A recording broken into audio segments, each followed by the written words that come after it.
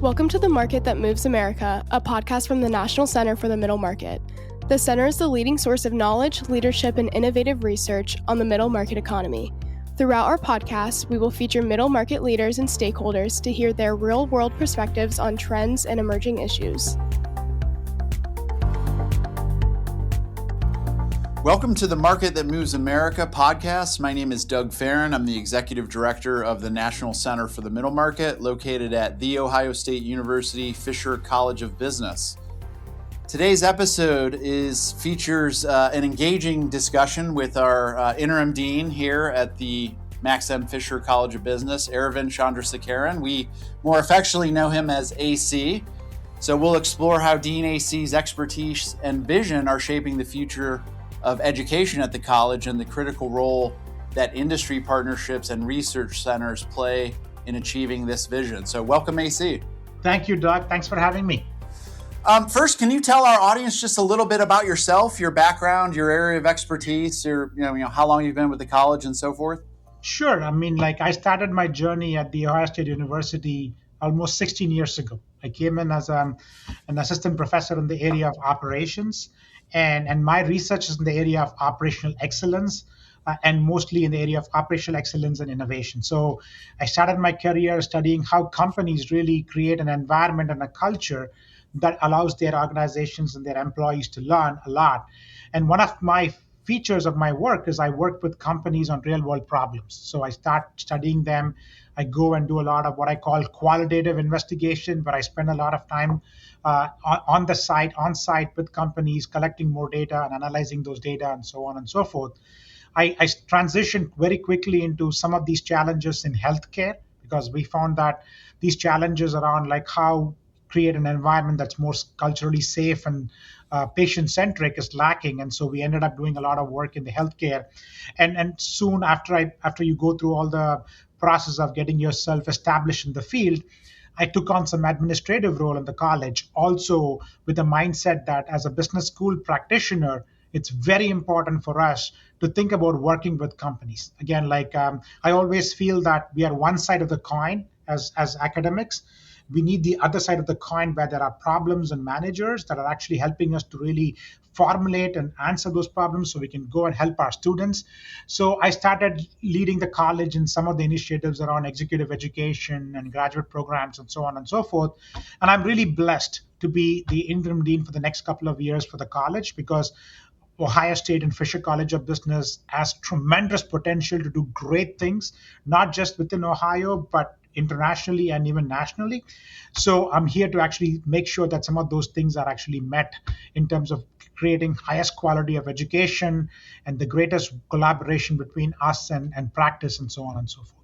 And I think you had some involvement in the early days of the NCMM as a faculty member, I think through some advisory and maybe some research projects. Yeah, so we studied at that point the idea around operational excellence that I mentioned, and how small companies and operational excellence in some other terms would be lean manufacturing, Six Sigma, and quality, how small firms and medium-sized firms that may not have all the resources, how are they empowering their individuals in a way that these kind of cultures are sustaining. So I did a lot of work at that point with some smaller companies, and we ended up writing some things. Because again, as we all know, this audience would know that the middle market companies are the backbone of U.S. economy.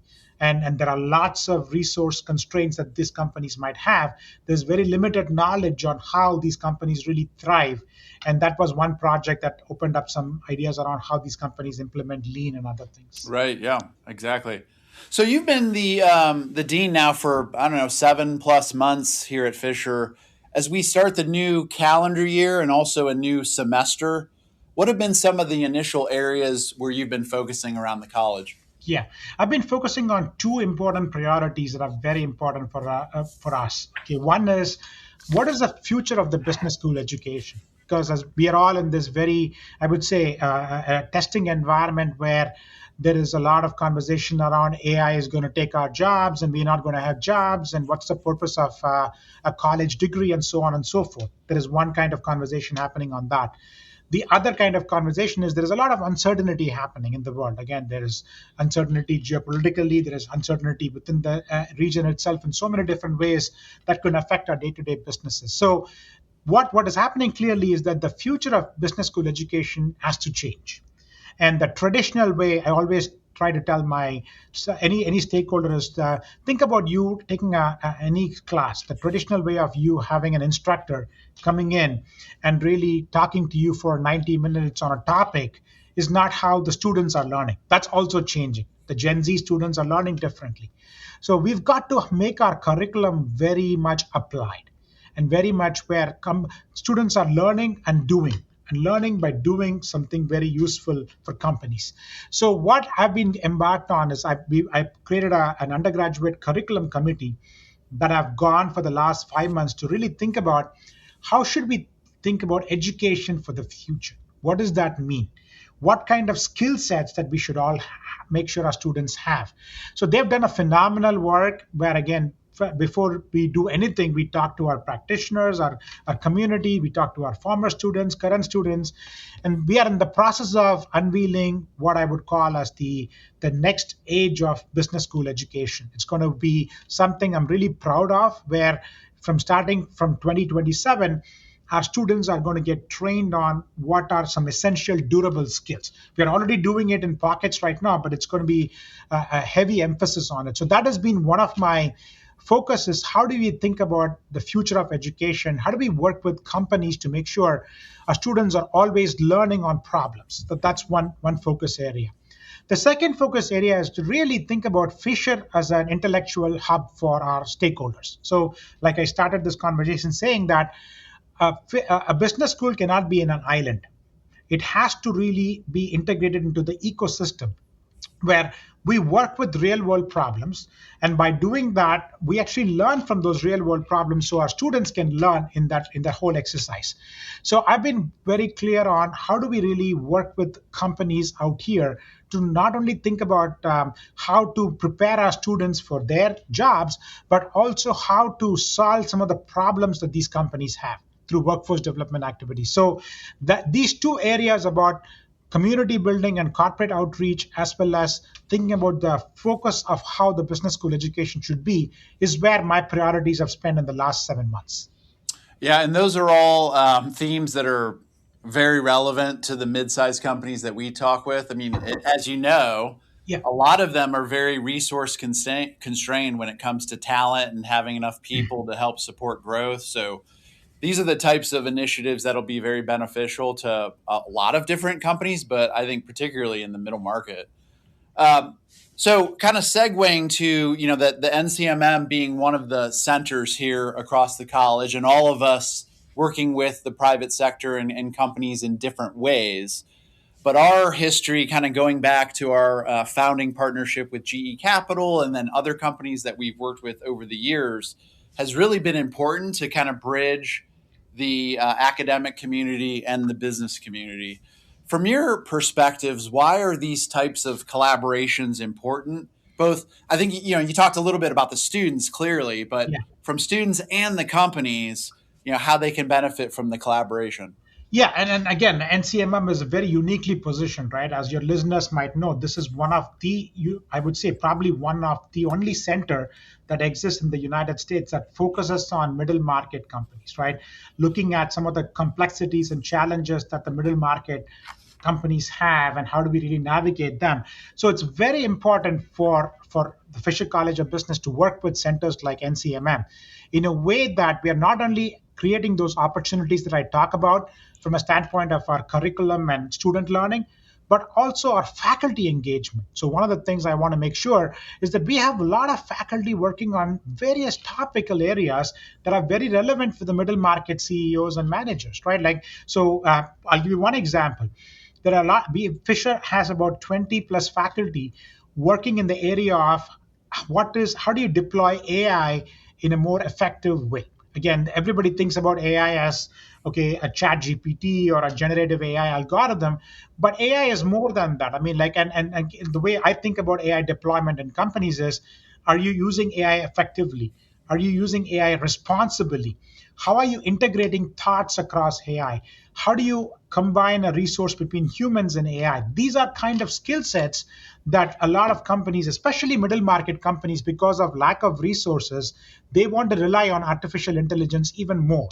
And I would say, like, taking advantage of some of our Fisher faculty who are doing phenomenal work in that area in a way that they are also learning from some of the challenges middle market has would add more value for us. So I would say one of the things I'm really excited about working with centers like NCMM is, like, I view NCMM as a very important integrator to what is happening in the academic side and what is happening in the practice. And the more we integrate not just student learning, but also faculty work and other aspects of that, that's going to be very powerful. So that's how I see a very important need for us as we think about the future of education, is to have more collaboration made possible through centers like yours. Yeah. So what I'm hearing though is that there's still a place for research, right? Like we do a lot of applied research here at the center, where we're collecting data from mid-sized leaders and companies about their challenges, their opportunities, how, their behaviors, and so on and so forth. A good example of that is our middle market indicator, which we do twice a year. We also do all types of flagship studies, we call them, where we work with corporate partners. How do you see that kind of integrating into academic programs? So taking more of that industry view and those insights from companies, and then helping influence what the faculty might be doing. Yeah, if you even think about middle market indicator, I remember like last year or so, Doug, you mentioned that you're adding new indexes and metrics into the middle market indicator, right? Yes. One is the use of technology and AI. Right. So as you start scanning the middle market companies on how they're using artificial intelligence and other technologies, you're going to create what I call more of resource needs for our faculty. So you're going to create more opportunity spaces where our faculty, when they really look at these things, would say there is more insights that we need to gather more. So I would say your applied research that you do, which is a phenomenal work. I mean, like, and I know like the indicator, the middle market index is very well cited by several organizations and several periodicals, including the Wall Street Journal and the Harvard Business Review. I think it's important, like, we take those applied indicators and take the next step. So we understand that this is where the companies are going, the market is doing. So that creates more opportunity spaces for our faculty to come and say, what's next? How do I get in? How do I study these companies and get more into the problem itself? So I would say what your center is doing in terms of applied research is absolutely essential for faculty to do their core research. They can go deeper into some of those insights and start deriving some insights that are applicable for everyone. So we very much need what you're doing to make sure that not only others are learning, but our faculty are also taking advantage of that. Yeah, so at the beginning, you also emphasize the importance of experiential learning. So not just sitting in a class and having, being spoken to and hearing lectures, but actually having the chance for students to get involved in things and learn in real time. So how can a school like Fisher use these industry relationships to actually do that? Like, how do they accomplish that? You think about things like, so AI, as you mentioned, it's changing so quickly and so real time. It's almost necessary for our students to have that experience. But how does that actually shape and then execute? Yeah, if you think about this, right, your listeners might know that Fisher and Ohio State, especially the business school, is one of the largest business schools in the country. We have about 8,000 plus undergrad students. Now, if you think about it, like when we have a bold vision around experiential learning for all 8,000 students, there is not a lot of 8,000 Fortune 500 companies out there to actually go and work, right? So and then my point is, some of these learning opportunities in a classrooms may be consulting opportunities for our students who are not professional consultants, but who derive value by actually going and studying problems.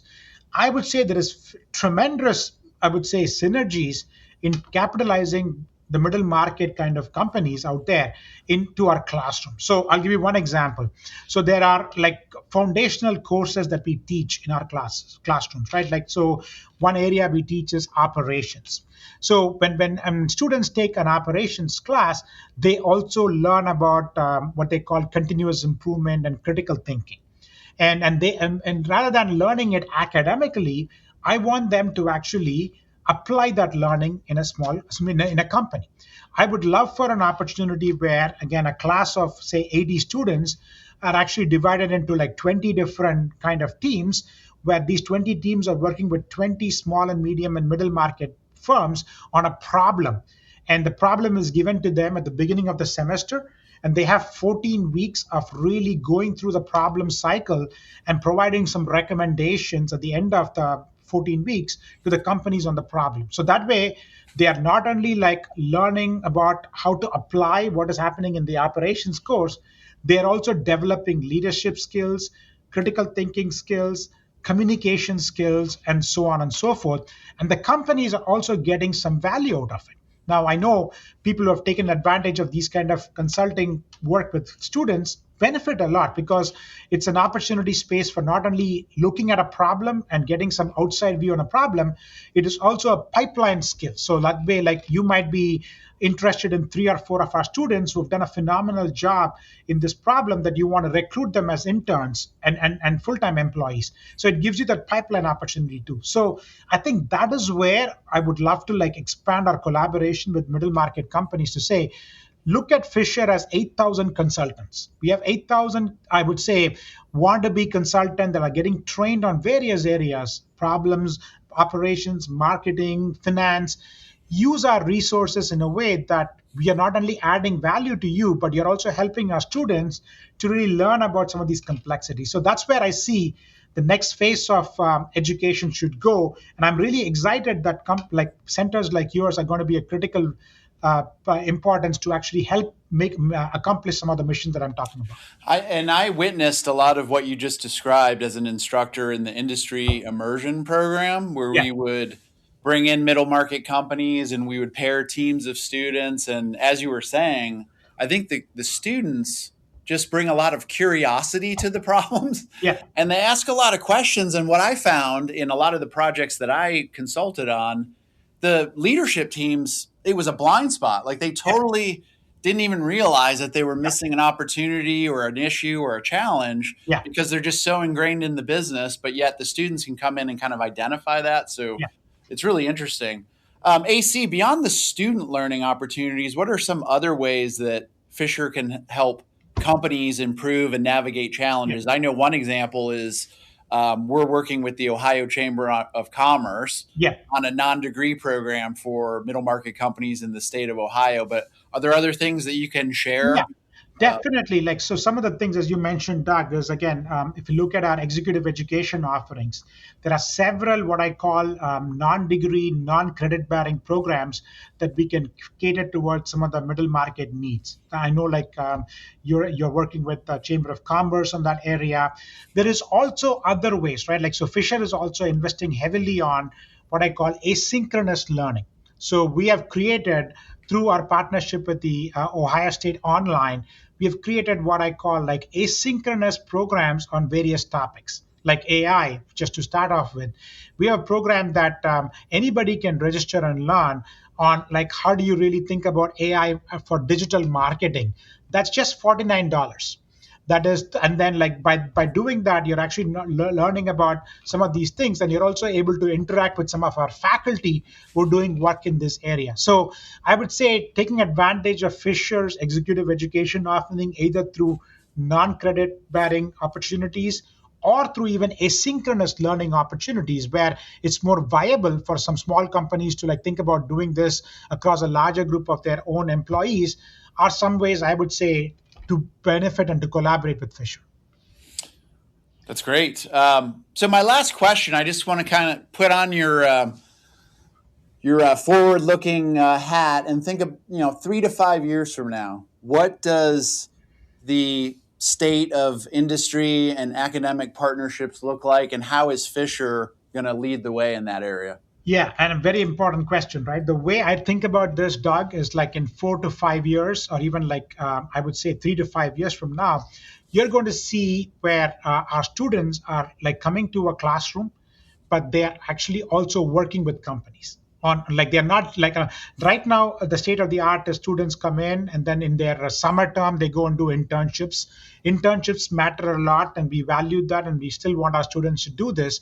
But I want an average Fisher student to have worked with like 20 different companies before they graduate, out of which maybe 3 or 4 are large companies.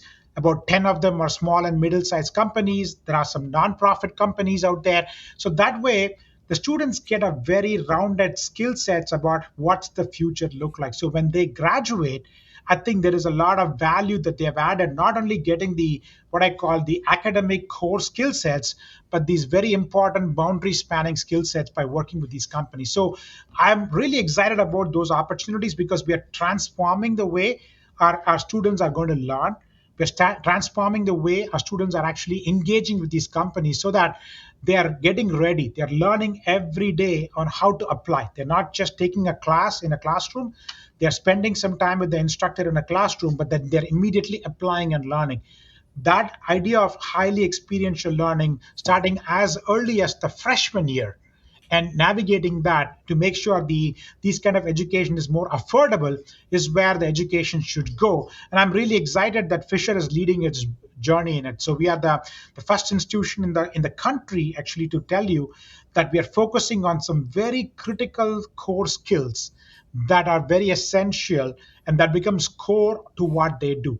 We are putting together some capstone experiences where every student have to have done certain kind of work with companies before they graduate. These kind of skill sets are going to push our students to be better prepared and well-rounded.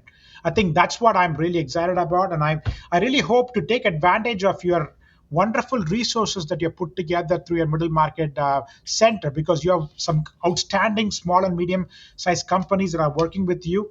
I would love to engage with them so our students can get high value by working with them to learn some of those things and eventually becoming a pipeline to some of these companies as well. So that's the exciting part of the future that holds for our Fisher students. Yeah, that's a really exciting vision. And I think this conversation has been really helpful to kind of paint that picture, because oftentimes, our center will get asked questions about how the relationship works. And, so oftentimes we're maybe a little bit more focused on the corporate partners, but it's important to understand where Fisher plays in this as well. So, we're really fortunate to have you leading the college, AC, and I really appreciate your time in this discussion on our podcast today. Thank you so much, Doug. And I want to thank your listeners again for the wonderful things that they do with you. And I want them to be a critical resource for the success of the college. So thanks again. Okay. So for more insights, if you're a company that's listening and you want to get engaged, or you're excited by what you just heard about projects and experiential learning and consulting, please feel free to reach out to the NCMM. You can reach out to the college. You can learn more about centers just like us here at Fisher. Please visit fisher.osu.edu, and we'll talk to you next time. Thank you. Thank you for listening to The Market That Moves America. Never miss a new episode by subscribing anywhere podcasts can be found. You can also subscribe to our email newsletter at middlemarketcenter.org.